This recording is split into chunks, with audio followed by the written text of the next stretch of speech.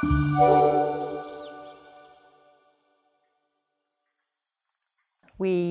lived on a farm on the Limpopo River on the border of South Africa. Our nearest shop of any significance was about 200 kilometers away. The rivers were full of crocodiles. We had snakes everywhere. We were homeschooled. So I have a slightly younger brother and then a younger sister. We were all pretty close in age, so they were my closest friends growing up. We did many things together, and then we also all had our own particular interests. So I became obsessed with Greek mythology and spent hours reading and learning about that. My brother would take apart any electrical or mechanical item he could get his hands on and put it back together. And my sister was obsessed with all the Latin names for the flora and fauna around us. And we rode horses obsessively, and as an example of my parents' approach to encouraging resilience and courage in their children, the first ponies we got were unbroken because my dad thought it would be an instructive challenge to break in a pony while learning to ride for the first time. So we were constantly covered in bruises, constantly falling off into thorn bushes and picking ourselves up, dusting ourselves off literally and metaphorically, and getting back in the saddle. And that has been a theme of my childhood and my professional life, dusting myself off and getting back in the saddle, stronger, hopefully wiser. The very first business I started was when I was 9. It was almost my 10th birthday, and I was obsessed with horse riding. And per my family's usual approach to things, I didn't have a lot of kit. I had a very ancient second-hand saddle. I was desperate just to look a bit cooler and get a more modern saddle. So I was pestering my parents for this. And they said, look, you can have one, but you have to help us buy one. You have to contribute to it. So I thought, pocket money, please. And they were like, nah, you have to earn some money to contribute. And I said, how do you do that? And they said, well, you've got to start a business. And I said, how do you do that? And they said, well, find a problem to solve.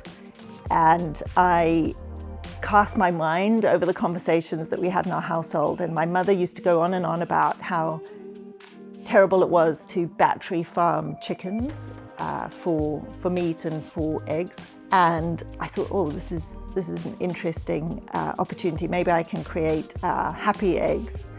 And then I looked into the industry a bit, and I realized that all these chickens were sent to death after about 2 years of intensive laying. So for my 10th birthday, ended up going to a chicken farm not far from where we lived and rescuing 20 death row battery hens and bringing them back to happiness and to life and to egg laying. And I would sell those happy eggs in the local town. So we all developed these different obsessions. There was no shape of a typical day. Every day was just expansive with possibility. So it might involve, we found a dead animal and we dissected it with my father, who's a doctor, as part of a biology lesson. It might be helping my parents as they designed a new house for us to live in. It might be a whole day spent listening to my mother read books to us. And I think books were absolutely central to schooling for us. They were our teachers, and we would often spend days and days working our way through a book. And we read a lot ourselves, but we were read to a lot. And one of the benefits I reflect on often is I think being read to is very powerful for creativity, because you can completely lose yourself in stories. You're not doing any of the work, you're just receiving these stories being told. It also helps you write well. And I went on to work at the Financial Times for a bit, and then to write one book, and I'm finishing up a second. And I think listening to books for hours and hours on end was incredibly helpful in that respect. My brother has worked in the clean tech space quite a lot. He sold his last company to General Motors. My sister is currently doing a documentary on a former prisoner in South Africa. I'm co-founder and CEO of Apolitical. Apolitical is a unique network and learning platform for any public servant at city level, at multilateral level. Today we are used by about 250,000 public servants in 160 different countries. We reach millions more through partnerships with governments around the world, with schools of governments, with government learning platforms in wealthy countries and in poor countries, in right-wing administrations and in left-wing administrations.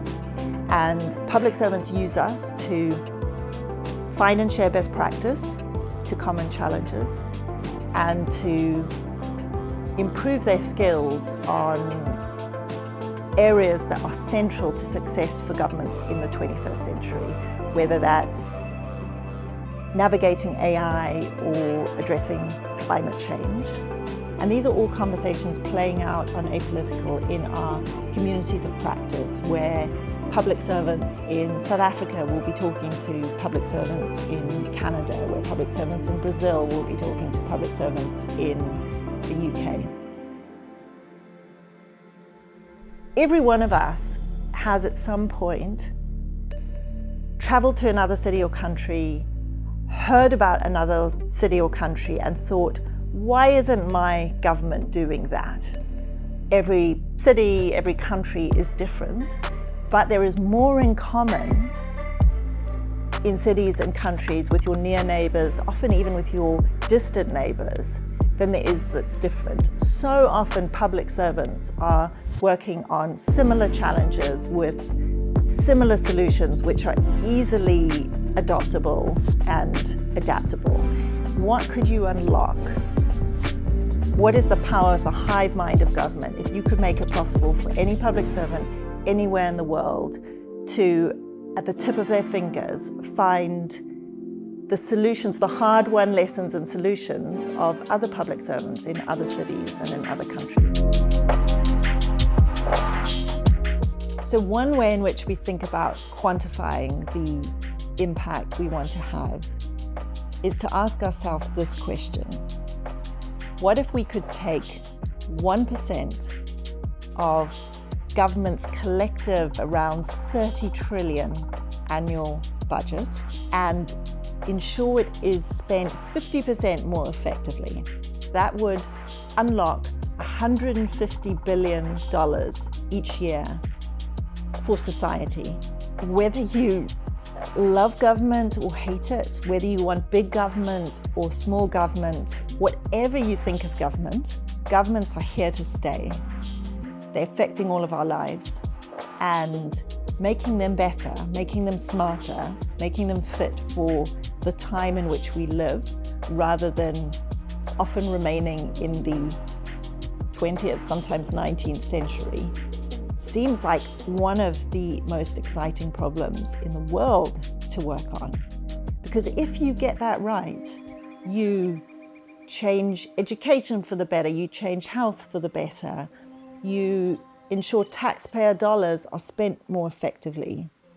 You create governments that are looking to the future, not looking to the past, that are ready for the challenges that we've all seen governments face recently, the challenges of a worsening climate crisis, the challenges of COVID, the challenges of AI. Why wouldn't you want to work on that problem? And this question of why not has been one I've asked myself often, because across my career I've been asked, why are you so focused on businesses that lead to impact? Why not just work on traditional businesses? It's so much easier.